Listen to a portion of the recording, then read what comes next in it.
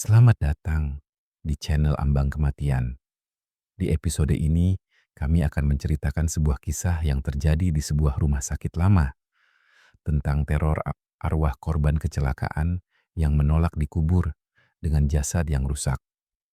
Pastikan kamu mendengarkan dalam keadaan tenang, karena kisah ini bukan tentang teriakan, melainkan tentang penolakan.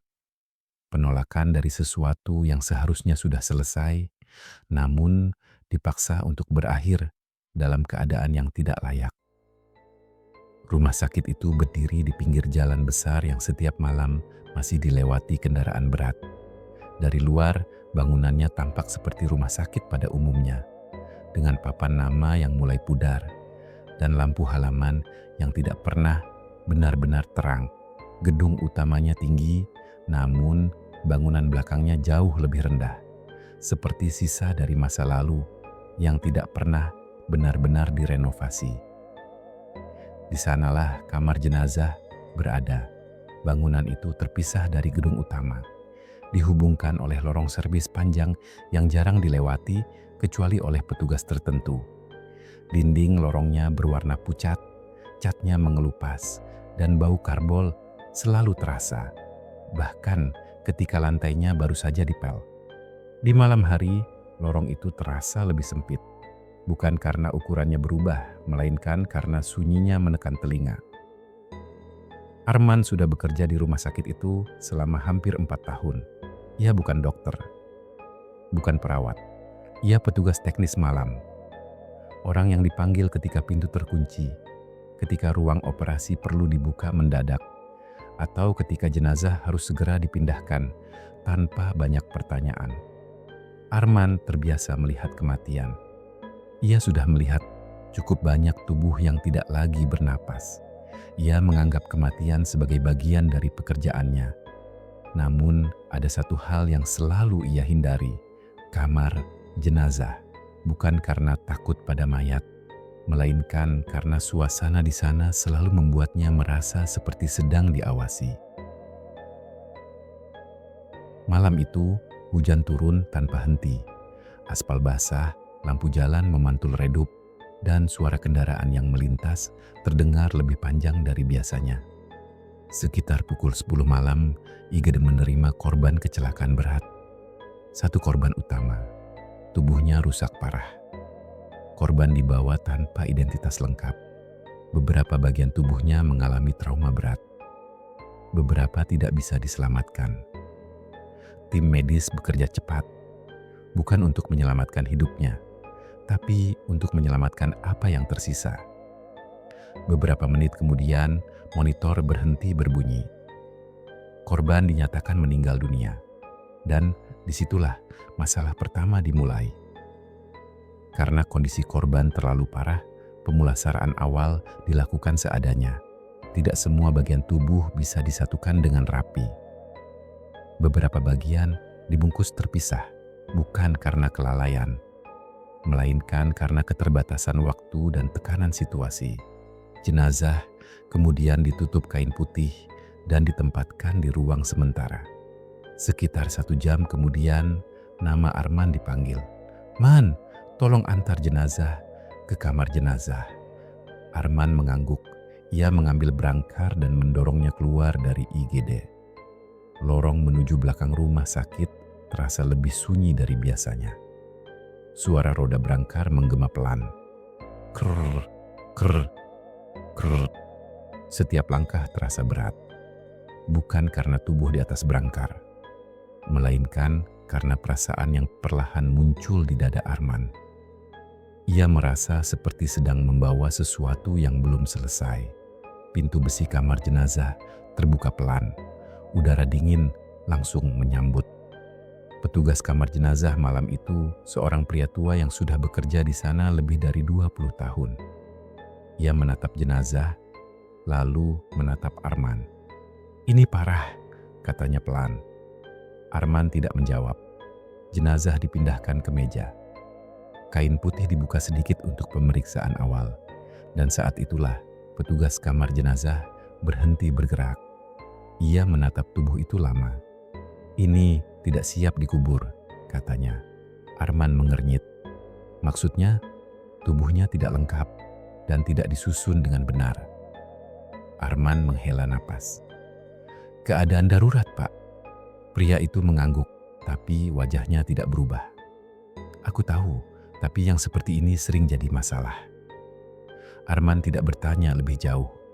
Ia membantu memindahkan jenazah ke dalam laci pendingin. Saat laci ditutup, udara di ruangan itu terasa berubah. Lebih dingin, lebih berat. Dan untuk sesaat, Arman merasa seperti ada sesuatu yang menolak dari dalam. Malam itu, Arman pulang dengan perasaan aneh. Ia terbangun sekitar pukul 2 dini hari, bukan karena mimpi, bukan karena suara. Ia terbangun karena merasa seperti ada seseorang berdiri di samping tempat tidurnya. Saat ia membuka mata, tidak ada siapa-siapa. Namun, bau karbol tercium jelas di kamarnya. Bau yang hanya ia kenal dari kamar jenazah. Keesokan harinya, salah satu petugas kamar jenazah ditemukan duduk diam di ruang pendingin. Ia tidak berbicara, tidak bergerak.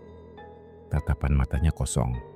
Dan ketika akhirnya ia bicara, ia hanya mengatakan satu kalimat. Dia marah. Teror itu baru saja dimulai. Pagi di rumah sakit itu selalu dimulai dengan cara yang sama. Langkah kaki cepat. Suara pengumuman dari speaker yang kadang serak. Bau kopi dari ruang perawat. Dan suara roda troli yang berdecit. Namun, ada satu bagian rumah sakit yang tidak pernah ikut pagi. Bangunan belakang, lorong servis yang menghubungkan gedung utama ke kamar jenazah tetap dingin, tetap sunyi, dan selalu terasa seperti sedang menunggu. Arman masuk shift malam itu dengan kepala yang masih berat. Ia tidur hanya sebentar. Setiap kali mata terpejam, ia mengingat kembali tangan dingin yang ia rasakan saat membantu memindahkan jenazah. Ia memaksa menganggap itu hanya pikiran. Karena di rumah sakit, kalau semua hal dianggap mistis, tidak ada yang akan berani bekerja. Sekitar jam 10 malam, Arman melihat Pak Seno di pojok lorong IGD. Pria tua itu jarang muncul di depan, kecuali ada hal yang tidak beres. Pak Seno menatap Arman seperti sedang menimbang sesuatu. Man, panggilnya pelan. Arman mendekat. Iya Pak, Pak Seno tidak langsung bicara. Ia menunggu 2 detik seolah memastikan tidak ada orang yang bisa mendengar. Kamu semalam ngantar yang kecelakaan itu? Ya, Arman mengangguk. Ya, Pak Seno menghela napas. Mulai malam ini, kalau ada urusan kamar jenazah, jangan sendirian. Arman ingin tertawa, tapi tidak keluar. Ia hanya bertanya pelan. Kenapa Pak? Pak Seno menjawab singkat, karas tapi datar. Karena dia masih menolak. Beberapa menit setelah itu, telepon pos teknis berbunyi. Arman mengangkat. Suara perawat terdengar cepat. Man, tolong ke belakang. Pak Seno minta dibantu cek ruang pendingin. Katanya ada yang aneh. Arman menelan ludah. Aneh gimana? Perawat itu ragu sebentar. Katanya, laci pendingin kebuka sendiri. Lorong servis kembali menyambut Arman. Lampu neon di atasnya menyala stabil, tapi cahayanya dingin. Di luar, hujan masih turun pelan. Air menetes dari talang, mengeluarkan bunyi ritmis yang justru membuat lorong terasa lebih sepi. Tok, tok, tok, Arman berjalan cepat. Di beberapa titik, ia melewati jendela kecil yang menghadap halaman belakang. Gelap. Hanya pantulan lampu lorong dan bayangan dirinya sendiri. Ia tidak mau menoleh terlalu lama. Karena di tempat seperti itu, bayangan bisa terlihat seperti apa saja. Di pintu kamar jenazah, Pak Seno sudah menunggu. Wajahnya lebih tegang dari biasanya. Bukan takut, lebih seperti marah pada sesuatu yang tidak bisa ia kendalikan. Kamu datang sendirian? Tanya Pak Seno. Arman menggeleng cepat. Saya bisa panggil satpam dulu. Pak Seno mengangguk. Panggil, sekarang. Arman memanggil satu satpam senior yang biasanya jaga lorong belakang. Namanya Bagas. Pria tinggi, suara berat, dan jarang panik. Begitu Bagas datang, Pak Seno baru membuka pintu besi. Ngiik, udara dingin menyapu wajah mereka. Bau karbol bercampur dengan bau logam dingin. Dan ada satu bau lain, tipis, yang selalu muncul di kamar jenazah. Bau yang tidak bisa disebutkan, tapi semua orang tahu itu bau akhir. Lemari pendingin berdiri di sisi dinding, berlapis stainless. Beberapa laci terisi, beberapa kosong. Setiap laci punya nomor kecil. Pak Seno menunjuk salah satu laci, yang itu Arman menatap. Laci nomor 2. Celaknya terbuka sedikit, tidak lebar. Namun cukup untuk terlihat jelas bahwa laci itu tidak tertutup rapat. Bagas mendekat. Ini mungkin pengunciannya longgar, Pak. Pak Seno menggeleng. Pengunciannya baru diganti bulan lalu. Arman berdiri beberapa langkah di belakang.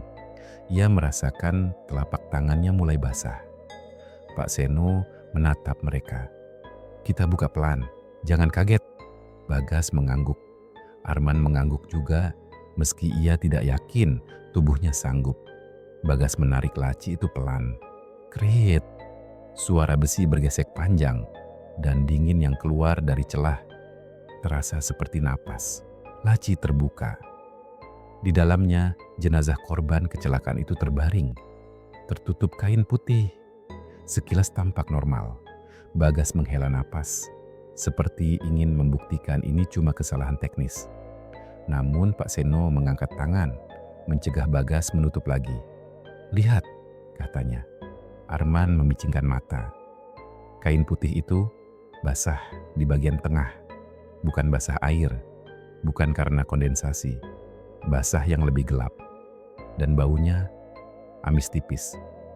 Bagas berdecak, ini bocor dari mana? Pak Seno tidak menjawab. Ia membuka kain putih sedikit hanya untuk melihat permukaan tubuh. Arman ingin memalingkan wajah, tapi ia memaksa melihat karena ia merasa harus tahu. Dan saat kain itu dibuka, Arman menahan napas. Tubuh itu tidak terlihat membusuk. Namun ada bagian luka yang semalam tampak tertutup kini terlihat lebih jelas. Seolah tubuh itu meminta untuk diperhatikan. Kulit di sisi bahu tampak robek lebih lebar, padahal sebelumnya tidak selebar itu. Di bagian dada ada memar gelap yang tampak seperti baru. Dan yang paling aneh, di bagian leher ada garis seperti tekanan, seolah tubuh itu baru saja ditarik. Bagas bergumam, ini kok beda dari kemarin? Pak Seno menutup kain putih pelan. Wajahnya semakin tegang. Dia bergerak, kata Pak Seno. Bagas menatap Pak Seno tajam. Pak, jangan. Pak Seno memotong, datar tanpa nada menakut-nakuti. Aku sudah kerja di sini puluhan tahun. Aku tahu bedanya tubuh yang diam dan tubuh yang ditarik sesuatu. Arman tidak bisa bicara. Ia hanya menatap laci itu. Dan tepat saat itu, lampu ruangan berkedip. Sekali, 2 kali. Bagas refleks menoleh ke lampu. Pak Seno tetap menatap laci. Arman merasakan tengkuknya dingin, seperti ada udara lain di belakangnya. Bagas mencoba menutup laci, namun saat laci didorong, laci itu seperti menahan, seolah ada sesuatu di dalam yang menolak. Bagas mengerahkan tenaga lebih. Duk, laci akhirnya tertutup. Bagas menghela napas keras. Sudah, kita kunci. Pak Seno mengangguk. Namun, sebelum Bagas sempat mengunci, terdengar bunyi pelan dari dalam lemari. Tok, seperti ketukan dari balik besi. Bagas membeku, Arman membeku. Tok, tok. Ketukan itu muncul lagi. Bukan dari pintu, bukan dari lantai, dari dalam laci nomor 2. Pak Seno menutup mata sebentar, lalu berkata pelan, seolah berbicara pada sesuatu yang tidak terlihat. Tenang, Bagas menatap Arman, matanya mulai berubah. Tidak lagi percaya diri, Arman menelan ludah. Pak, ini. Pak Seno mengangkat tangan. Jangan jawab, jangan tanya. Ketukan berhenti, hening, sangat hening, hingga suara tetesan air di luar terdengar jelas. Tok, tok, tok. Bukan tetesan air, bunyi itu lebih dekat. Bagas menoleh ke pintu. "Kita keluar, Pak." Pak Seno mengangguk.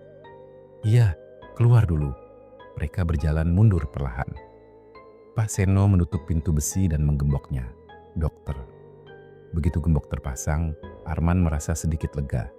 Namun saat mereka berbalik, bau karbol tiba-tiba menguat. Bukan dari kamar jenazah, dari lorong. Bagas mengernyit. "Mas, kok bau banget?" Pak Seno menatap lantai. Wajahnya berubah. Arman ikut menatap. Di lantai lorong ada jejak. Jejak basah, seperti air, namun lebih kental. Jejak itu berasal dari arah pintu kamar jenazah dan memanjang beberapa langkah keluar, lalu berhenti, seolah sesuatu sempat keluar, namun kembali lagi atau hilang di situ. Arman merinding. "Pak, itu apa?" Pak Seno menjawab singkat. Dia coba keluar. Bagas menelan ludah. "Bapak yakin?" Pak Seno menatap Bagas. "Aku yakin." Malam itu pintu kamar jenazah dijaga lebih ketat. Bagas tidak meninggalkan lorong. Arman dipaksa kembali ke pos teknis, namun pikirannya tidak kembali. Sekitar pukul 2 dini hari, Arman duduk di pos, mencoba minum kopi untuk tetap sadar. Ia memandang layar CCTV kecil, satu kamera menghadap lorong servis, satu kamera menghadap pintu kamar jenazah. Dalam layar, lorong terlihat kosong. Hanya cahaya putih dingin, hanya pintu besi. Arman menghela napas. Dan tepat ketika jam digital di pos menunjukkan 02.17, kamera yang menghadap pintu kamar jenazah bergetar. Bukan seperti gangguan sinyal. Lebih seperti kamera itu baru saja disentuh. Gambar bergoyang pelan, lalu stabil. Arman mencondongkan tubuh. Di lantai, di depan pintu besi, muncul sesuatu. Bukan orang, bukan bayangan manusia. Seperti kain putih yang diseret. Pelan, Arman menahan napas. Kain itu berhenti tepat di depan pintu. Lalu, gagang pintu bergerak. Sekali, 2 kali. Arman membeku, dan di layar CCTV, pintu besi itu tidak terbuka. Tapi dari bawah pintu, keluar cairan gelap tipis, seperti rembesan. Arman menelan ludah. Tangannya gemetar saat meraih HT. Ia memanggil Bagas. "Gas, kamu lihat pintu kamar jenazah enggak?" Suara Bagas terdengar serak. "Aku lihat, aku di sini." Arman menatap layar lagi. Kain putih itu sudah tidak ada, seolah baru saja ditarik kembali. Namun gagang pintu masih bergerak pelan, seperti ada tangan yang tidak terlihat memegangnya. Dan lalu terdengar ketukan. Tok, tok. Kali ini Arman tidak mendengar melalui tembok. Ia mendengar dari suara CCTV melalui speaker kecil di pos. Tok, tok. Seolah ketukan itu datang dari layar. Bagas menggeram pelan melalui HT. "Man, jangan turun, jangan ke sini." Arman hampir menjawab, tapi suaranya tersangkut. Ia hanya menatap layar. Dan pada detik itu, layar CCTV berubah, bukan mati, bukan blank. Namun gambar lorong servis menjadi lebih gelap, seolah lampu padam. Padahal Arman tahu lampu lorong servis tidak pernah mati total. Lalu di tengah gelap itu muncul satu sosok. Bukan jelas, bukan penuh, hanya bentuk gelap yang berdiri di depan pintu kamar jenazah. Diam, tidak bergerak, namun kepalanya perlahan menoleh ke arah kamera, seolah tahu sedang dilihat. Arman menutup mulut, jantungnya berdetak keras, dan melalui speaker kecil pos terdengar suara sangat pelan. Bukan suara jelas, bukan kata yang rapi, seperti gesekan napas yang membentuk satu kalimat bep. "Jangan." Arman membeku. "Jangan, kubur." Suara itu hilang. Gambar CCTV kembali normal. Lorong terang lagi, pintu besi diam, tidak ada kain, tidak ada cairan. Seolah tidak pernah terjadi apa-apa. Arman menatap jam, 12.18, hanya 1 menit. Namun terasa seperti lama. Bagas memanggil dari HT, suara lebih pelan. "Man, kamu dengar juga?" Arman tidak bisa menjawab cepat. Ia menelan ludah. "Dengar!" Bagas diam beberapa detik, lalu berkata, "Pak Seno bilang, kita harus cari tahu apa yang kurang dari jasad itu." Arman memejamkan mata. Ia sadar, malam ini bukan masalah gembok, bukan masalah laci pendingin. Ada sesuatu yang lebih dalam, dan itu baru permulaan. Setelah kejadian di CCTV, Bagas tetap berjaga sampai subuh. Arman tidak berani meninggalkan pos. Ia menatap layar berulang-ulang, berusaha menemukan logika yang bisa menjelaskan apa yang ia lihat. Namun, semakin ia memikirkan, semakin jelas satu hal. Apapun itu bukan hal teknis. Pagi hari, Pak Seno memanggil rapat kecil. Tidak resmi, tidak ada atasan besar, hanya orang-orang yang benar-benar bersentuhan dengan kamar jenazah. Pak Seno, Bagas, Arman, dan satu perawat senior dari IGEDA yang paling sering menangani korban kecelakaan. Namanya Bunia. Mereka bertemu di ruangan sempit dekat gudang linen. Lampunya redup, bau kain bersih bercampur obat. Pak Seno membuka percakapan dengan nada datar. "Dia menolak dikubur," katanya. "Dan selama dia menolak, gangguan tidak akan berhenti." Bunia menatap tajam. "Pak, kita rumah sakit, kita pakai prosedur." Pak Seno mengangguk. "Prosedur tetap, tapi prosedur juga punya syarat. Jasad harus lengkap dan layak." Yang semalam masuk ke pendingin tidak lengkap. Arman menelan ludah.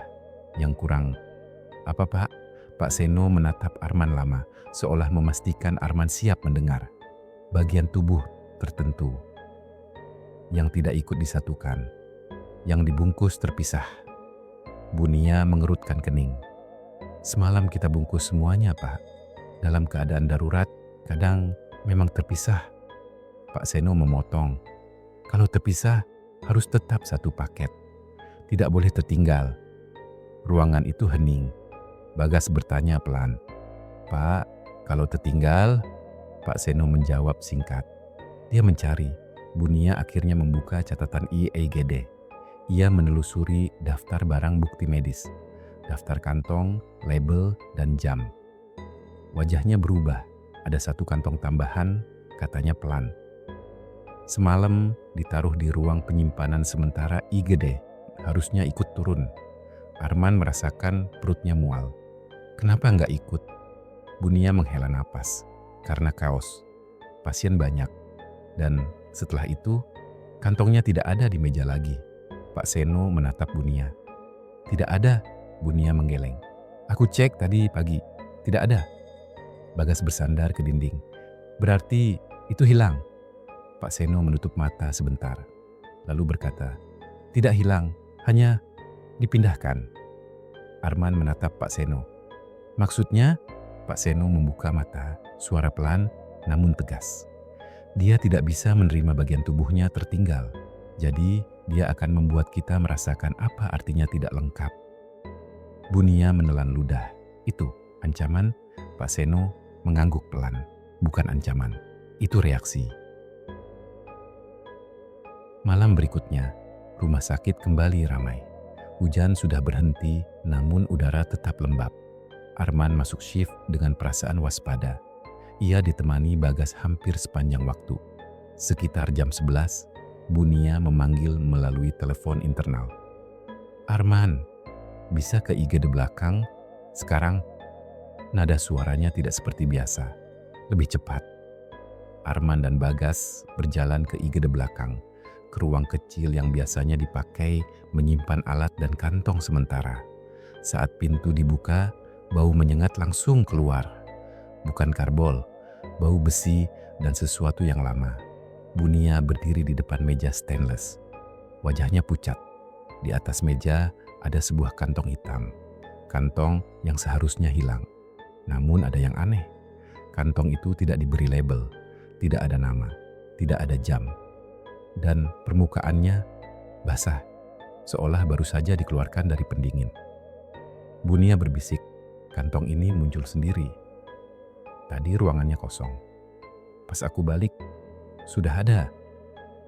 Bagas mendekat, menatap kantong itu tanpa menyentuh. Isinya, Bunia menggeleng pelan. Saya nggak berani buka sendirian. Pak Seno datang beberapa menit kemudian. Wajahnya lebih keras malam itu, seperti sudah siap menghadapi apapun. Ia menatap kantong hitam itu, lalu berkata, "Pelan, ini dia." Arman berusaha menjaga napasnya. "Berarti bisa selesai, Pak." Pak Seno tidak langsung menjawab. Ia hanya mengangkat sarung tangan, memakainya perlahan, lalu memberi isyarat pada Bunia. "Buka." Bunia menelan ludah. Tangannya gemetar saat membuka resleting kantong. Suara resleting terdengar terlalu jelas. Zzzzt. Kantong terbuka sedikit dan bau yang keluar membuat Arman refleks menutup hidung. Bau itu bukan bau busuk, bukan bau pembusukan. Lebih seperti bau darah lama yang bercampur dingin. Bunia membuka lebih lebar. Di dalamnya ada bagian tubuh yang dibungkus kain steril. Tidak rapi, tidak seperti paket medis. Seperti sesuatu yang disusun tergesa-gesa. Pak Seno menatap beberapa detik, lalu berkata, "Pelan, ini harus disatukan." Bunia terisak kecil. "Pak, kita bisa." Pak Seno mengangguk. "Kita bisa. Dengan prosedur, dengan benar, dengan hormat." Mereka membawa kantong itu ke kamar jenazah. Lorong servis malam itu terasa berbeda. Tidak ada angin, tidak ada suara jauh, heningnya seperti menekan. Saat pintu kamar jenazah dibuka, lampu ruangan sudah menyala, namun terasa lebih redup. Pak Seno membuka lemari pendingin. Laci nomor 2 dibuka pelan. Kret.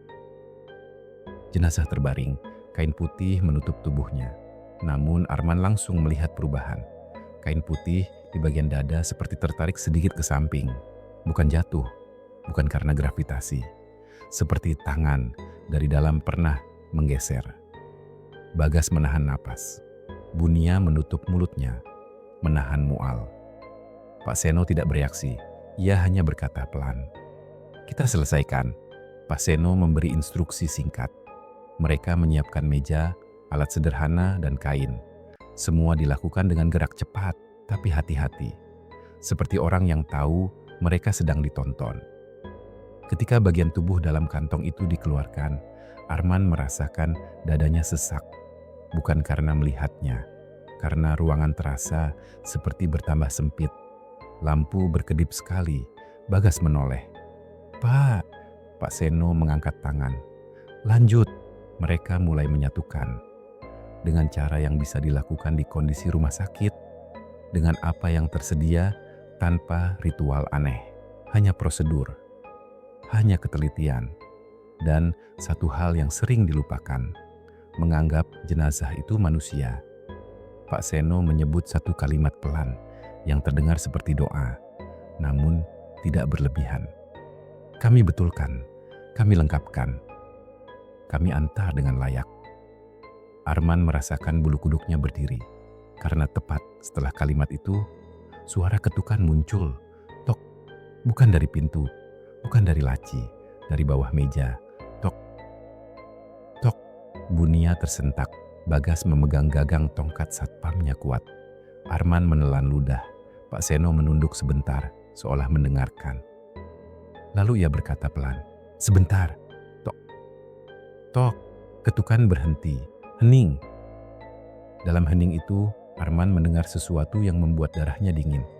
Napas, bukan napas manusia hidup. Napas tipis, seret, seperti udara dipaksa keluar dari tempat sempit. Arman menoleh ke laci pendingin. Kain putih di atas tubuh itu bergerak sedikit, sangat sedikit, seperti dada naik turun. Bunia mulai menangis pelan. "Pak, ini." Pak Seno menatap Bunia. "Jangan panik, jangan lihat matanya." Arman merasakan tubuhnya gemetar, karena laci itu mulai bergerak, bukan dibuka, tapi didorong dari dalam. Pelan, kreat, hanya beberapa milimeter. Lalu berhenti. Bagas berbisik, "Pak, tutup." Pak Seno mengangguk. Setelah selesai, mereka mempercepat gerak. Saat bagian terakhir disusun rapi, Pak Seno menutup kain putih lebih rapat, lalu menekan laci pendingin agar tertutup sempurna. Duk, Pak Seno mengunci. Klik. Dan pada saat kunci berbunyi, udara ruangan berubah. Dingin masih ada, tapi tekanan di dada Arman berkurang, seolah sesuatu yang menempel di ruangan itu baru saja dilepaskan. Bunia terisak, lalu menarik napas panjang. Bagas menghela napas keras, seperti baru menyadari ia menahan napas sejak tadi.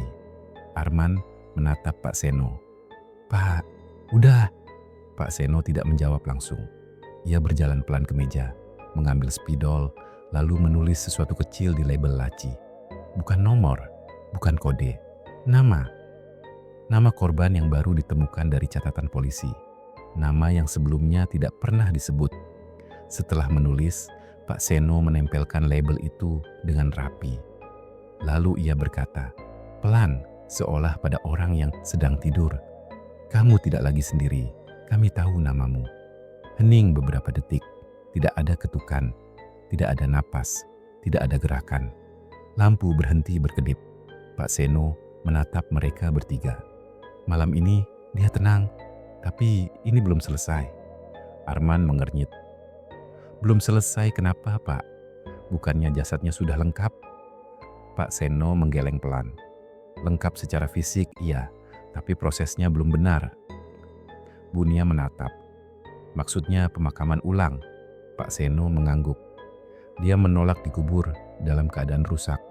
Sekarang dia sudah lengkap, tapi dia juga menolak dilupakan. Bagas bertanya, "Terus apa yang harus kita lakukan?"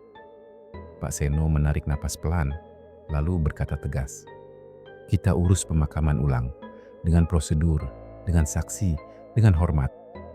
Arman menelan ludah. "Kalau tidak," Pak Seno menatap Arman, tatapannya dingin. "Kalau tidak, dia akan datang lagi." Malam itu, Arman pulang dengan langkah berat. Namun ada perbedaan. Bau karbol tidak mengikuti sampai rumah. Ia tertidur sebelum jam 2. Dan saat ia terbangun, karena haus, ia menatap jam. 12.17. Arman menahan napas. Tidak ada apa-apa. Tidak ada rasa diawasi. Tidak ada dingin menempel di tengkuk. Arman memejamkan mata lagi. Namun, sebelum tidur, ia sadar satu hal. Ketenangan malam ini bukan akhir. Itu hanya jeda. Karena pemakaman ulang akan menjadi ujian sesungguhnya. Dan jika mereka salah langkah, penolakan itu akan berubah menjadi sesuatu yang jauh lebih keras. Sejak malam penyatuan jasad itu, rumah sakit memang terlihat kembali normal.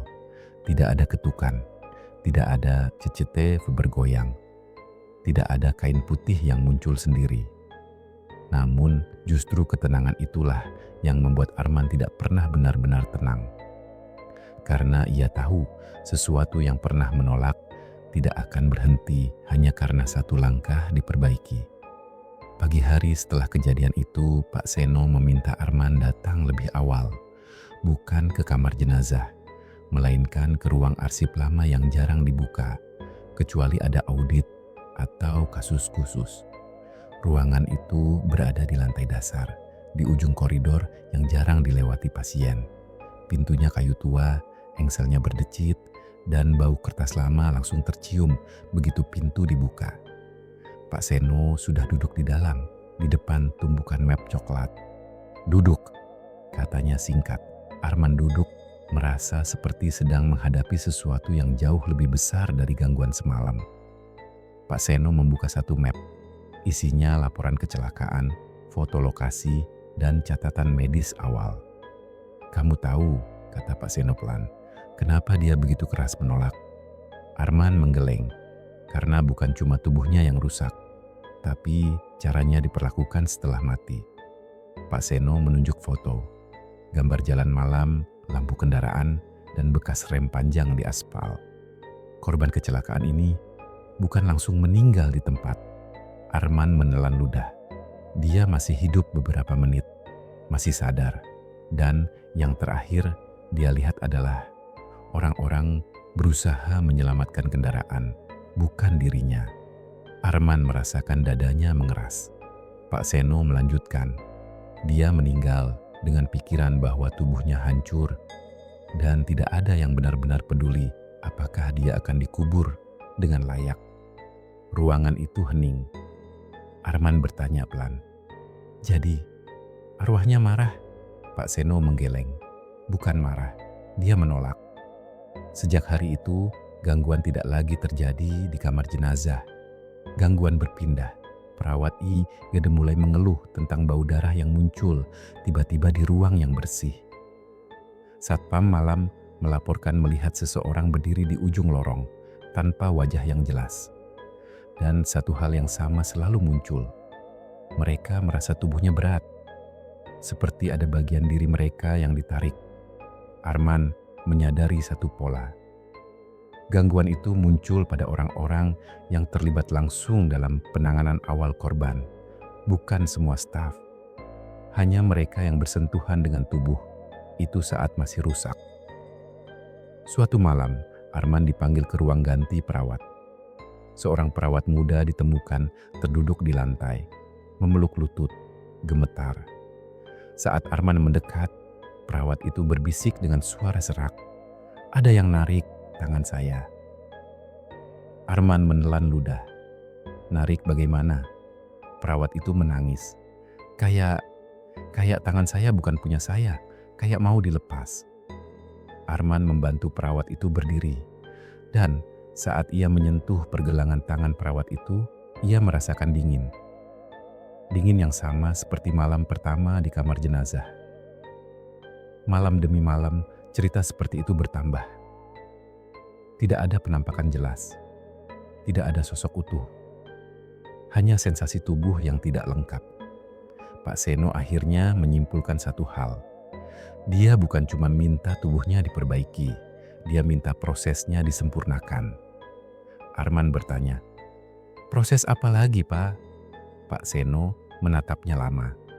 "Pemakaman ulang dengan saksi dan pengakuan." Dan disitulah mereka sadar bahwa memperbaiki jasad tanpa mengakui kesalahan hanya menunda masalah. Arman mengerti sekarang, yang ditolak arwah itu bukan tanah kubur. Yang ditolak adalah dikubur tanpa pernah dianggap utuh sebagai manusia. Keputusan untuk melakukan pemakaman ulang tidak diambil dengan mudah. Ada prosedur, ada administrasi, ada izin, dan ada ketakutan bahwa jika mereka salah langkah, penolakan itu akan berubah menjadi teror yang tidak bisa dikendalikan. Pemakaman ulang dijadwalkan pada malam hari, setelah semua urusan administratif selesai. Bukan karena ritual, melainkan karena waktu itulah semua orang yang terlibat bisa hadir. Arman ikut, Pak Seno ikut, Bu Nia ikut, dan 2 orang perwakilan rumah sakit ikut sebagai saksi. Pemakaman dilakukan sederhana, tidak ada doa berlebihan, tidak ada upacara aneh, hanya penyebutan nama, pengakuan bahwa jasad itu pernah diperlakukan tidak layak, dan permintaan maaf yang diucapkan dengan jelas. Saat tanah diturunkan kembali, Arman merasakan dadanya sesak. Namun bukan karena takut, melainkan karena ada sesuatu yang akhirnya terasa selesai. Angin malam bertiup pelan, tidak dingin, tidak berat. Dan untuk pertama kalinya sejak kejadian itu, tidak ada tekanan di tengkuknya. Setelah pemakaman ulang, gangguan berhenti. Tidak ada laporan bau. Tidak ada perawat pingsan. Tidak ada CCTV bermasalah. Kamar jenazah kembali menjadi ruangan yang hanya berisi tubuh diam. Pak Seno menulis satu catatan kecil di buku arsip. Kesalahan terbesar bukan merusak jasad, tapi menganggap kematian sebagai urusan teknis semata. Arman membaca catatan itu dan memahami semuanya. Arwah itu tidak menuntut balas, tidak ingin menakut-nakuti. Ia hanya menolak dikubur dalam keadaan rusak dan dilupakan. Beberapa minggu kemudian, Arman kembali menjalani shift malam tanpa gangguan.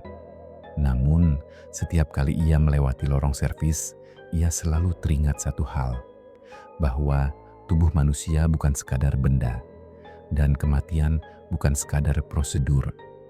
Karena ada hal-hal yang tidak akan pernah tenang jika diperlakukan seolah tidak pernah berarti. Dan itulah akhir dari kisah ini. Bukan tentang hantu, bukan tentang teror, melainkan tentang penolakan untuk dilupakan dalam keadaan tidak utuh. Beberapa hari setelah pemakaman ulang dilakukan, rumah sakit itu memang kembali berfungsi seperti biasa. Pasien datang dan pergi. IGD kembali sibuk. Lorong-lorong kembali dipenuhi suara langkah kaki. Namun bagi Arman, sesuatu sudah berubah secara permanen. Bukan karena masih ada teror, melainkan karena ia kini tahu apa yang bisa terjadi ketika satu prosedur kecil dianggap tidak penting. Pak Seno memanggil Arman lagi.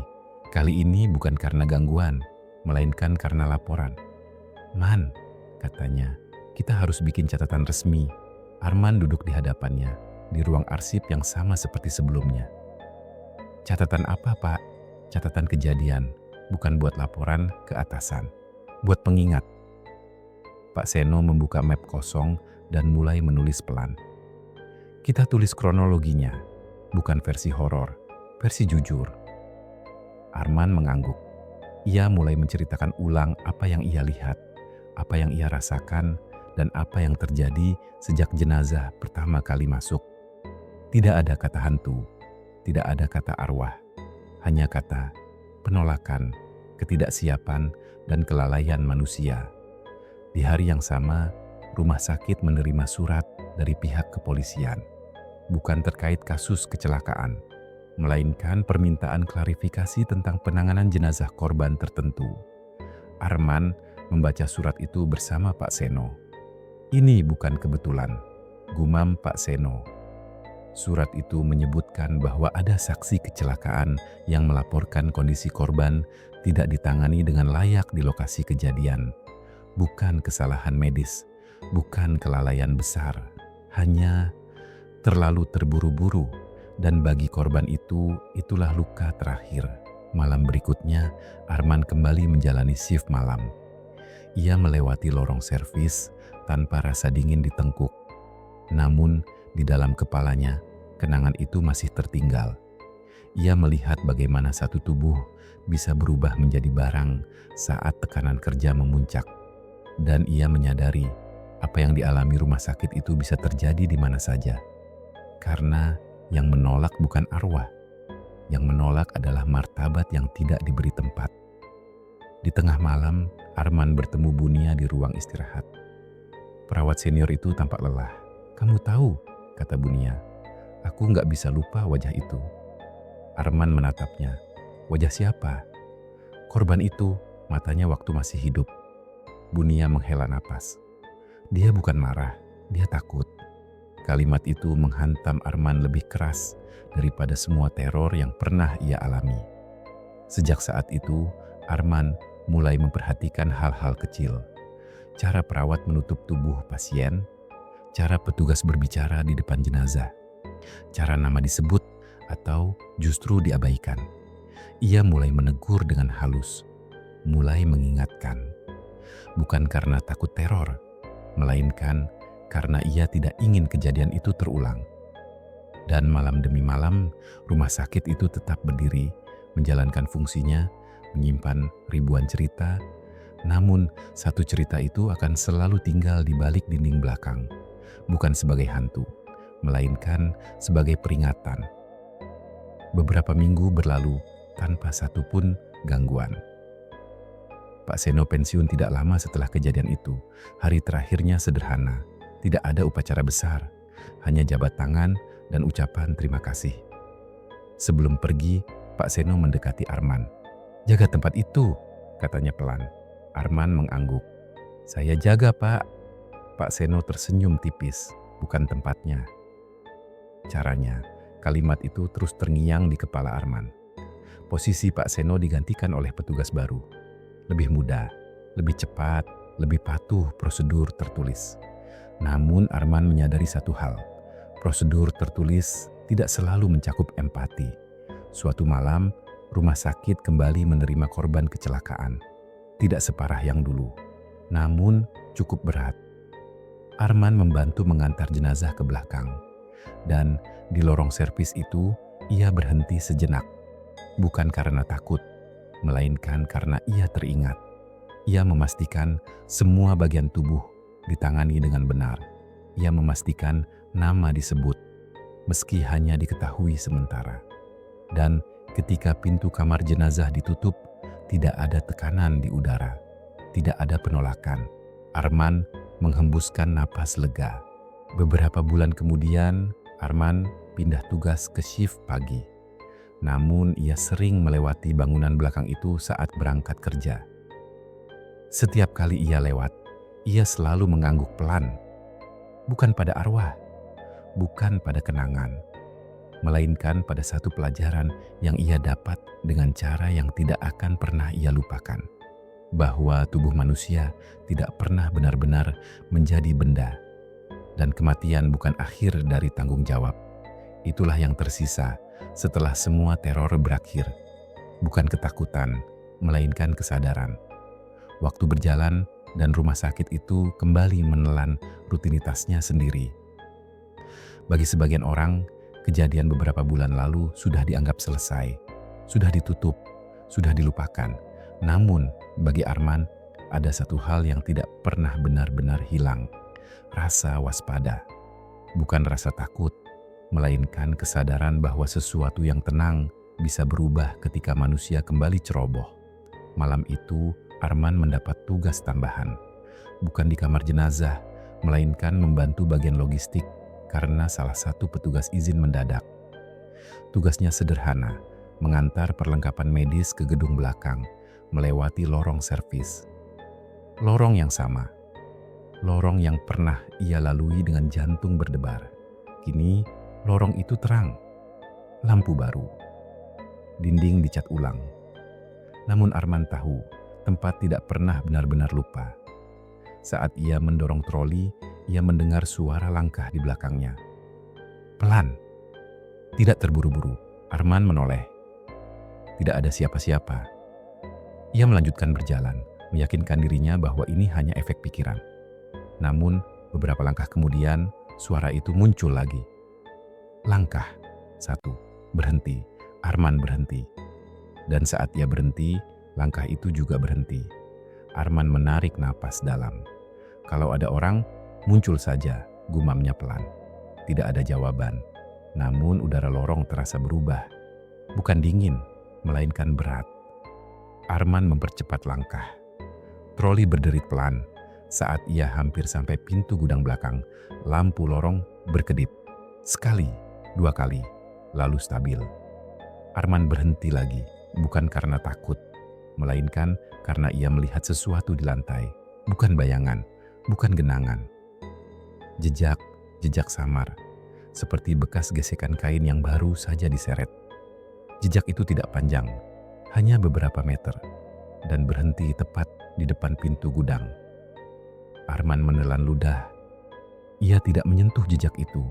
Ia hanya mendorong troli masuk dan menyelesaikan tugasnya. Namun, saat ia keluar kembali, jejak itu sudah tidak ada. Seolah lorong itu baru saja menelan bukti keberadaan sesuatu. Malam itu, Arman melaporkan kejadian tersebut kepada kepala shift baru. Bukan Pak Seno, orang baru itu bernama Dimas. Lebih muda, lebih logis, lebih percaya pada pencahayaan dan kelelahan kerja. Mas Arman, kadang otak kita cari pola sendiri, kata Dimas. Kalau enggak ada bukti, jangan dibesar-besarkan. Arman mengangguk. Ia tidak berdebat. Namun di dalam dirinya, ia tahu satu hal. Penolakan tidak selalu datang dengan teror besar. Kadang ia datang sebagai peringatan kecil. Beberapa hari kemudian, rumah sakit menerima korban kecelakaan lagi. Tidak 1, 3. 1 meninggal di tempat, 2 meninggal di IGD. Situasi kembali kacau, tekanan tinggi, waktu sedikit. Arman melihat ulang pola lama yang dulu hampir mengulang kesalahan. Petugas bergerak cepat, terlalu cepat. Ia mendengar salah satu perawat berkata, Yang ini nanti saja, fokus yang hidup. Kalimat yang masuk akal. Namun Arman merasakan dadanya menegang. Ia mendekati petugas tersebut. Pastikan semua dicatat, jangan ada yang tertinggal. Perawat itu mengangguk, meski jelas tergesa. Arman membantu memastikan setiap jenazah ditangani satu persatu. Ia tidak ingin sejarah terulang. Namun, malam itu satu kesalahan tetap terjadi. Bukan di kamar jenazah, melainkan di ruang transit. Satu kantong jenazah diletakkan terlalu lama tanpa identifikasi jelas. Bukan karena niat buruk, karena lelah. Dan disitulah sesuatu kembali bergerak. Sekitar pukul 2 dini hari, Arman kembali mencium bau karbol di tempat yang seharusnya tidak berbau apapun. Ruang transit itu kecil, tertutup, biasanya steril. Namun, bau itu datang perlahan, seperti mengalir dari bawah pintu. Arman berdiri di depan pintu, merasakan detak jantungnya mengeras. Ia membuka pintu perlahan. Ruangan kosong.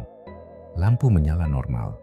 Namun, satu kantong jenazah yang tadi siang diletakkan di sudut, kini bergeser.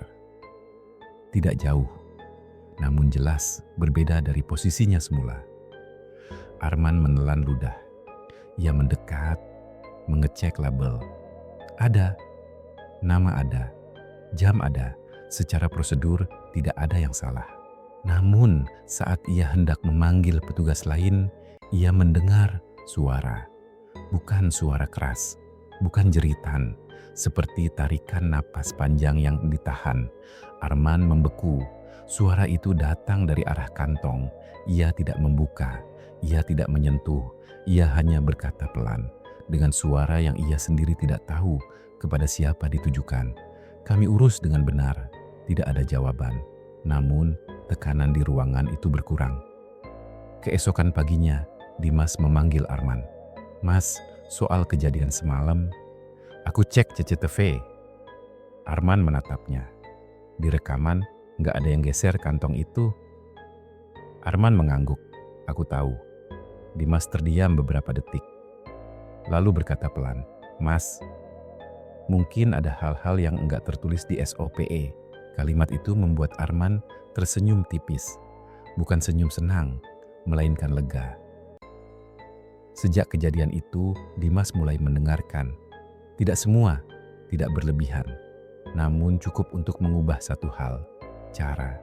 Petugas kini lebih pelan saat menangani jenazah. Lebih hati-hati. Lebih menyebut nama, meski hanya sementara. Dan sejak itu, tidak ada lagi bau karbol di tempat yang salah. Tidak ada jejak kain, tidak ada langkah tanpa tubuh. Arman tahu, bukan karena arwah berhenti mengawasi, melainkan karena manusia mulai belajar. Pada suatu malam yang tenang, Arman kembali melewati lorong servis. Lampu menyala stabil, tidak berkedip. Ia berhenti sejenak di tengah lorong, menarik napas, lalu melanjutkan langkah. Tidak ada apa-apa. Namun di dalam hatinya, ia mengucapkan satu kalimat sederhana. Kami ingat.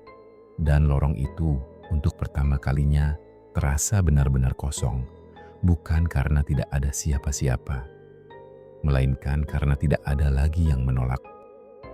Musim hujan datang lebih awal tahun itu.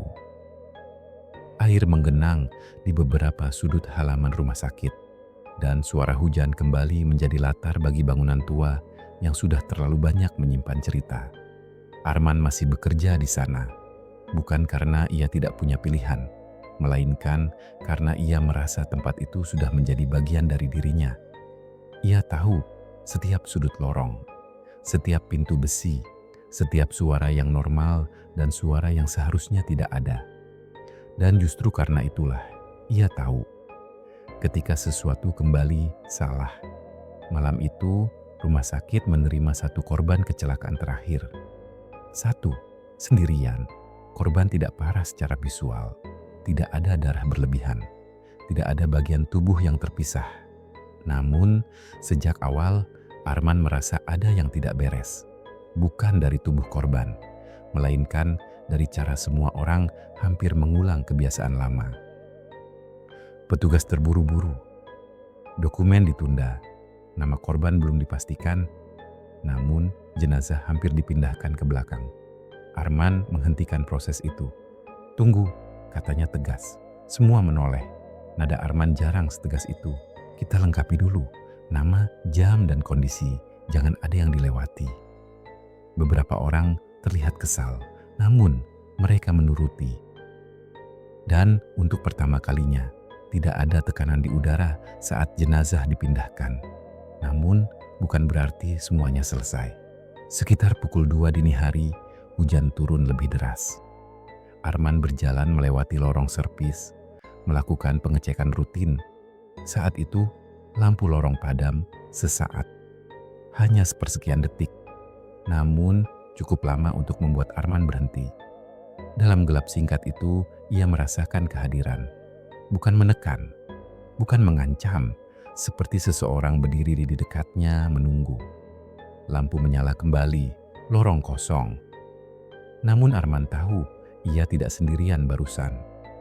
Ia melanjutkan berjalan, hingga tiba di depan kamar jenazah.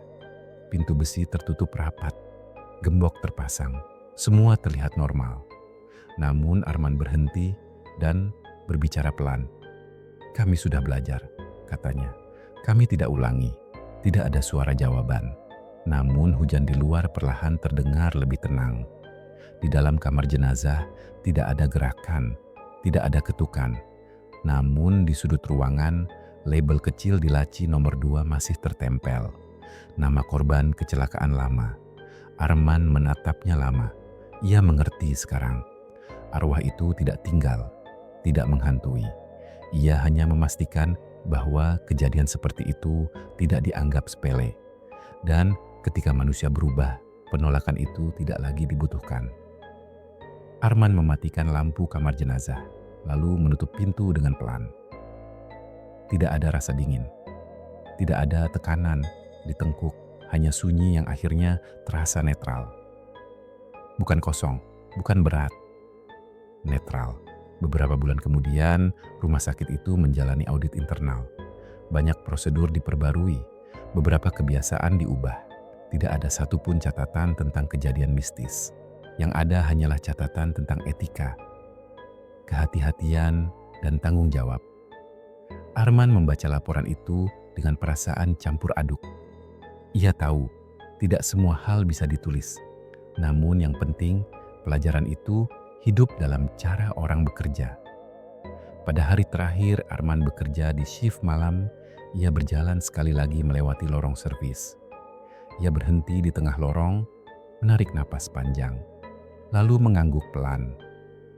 Bukan pada kenangan, bukan pada rasa takut, melainkan pada sesuatu yang akhirnya selesai. Ia tidak pernah lagi mencium bau karbol di tempat yang salah. Tidak pernah lagi mendengar langkah tanpa tubuh. Tidak pernah lagi merasakan tekanan di udara malam. Sebelum keluar, Arman menoleh sekali lagi ke arah bangunan belakang. Dan untuk sesaat, ia merasa seperti ada seseorang yang berdiri di sana. Bukan sosok jelas, bukan bayangan menakutkan. Hanya kesan bahwa sesuatu akhirnya pergi. Arman tidak menunggu, ia tidak memanggil. Ia hanya melangkah pergi, karena beberapa hal tidak perlu diantar. Cukup dilepaskan dengan cara yang benar. Dan sejak malam itu, tidak ada lagi arwah korban kecelakaan yang menolak dikubur. Bukan karena mereka dipaksa pergi, melainkan karena mereka akhirnya diperlakukan sebagai manusia.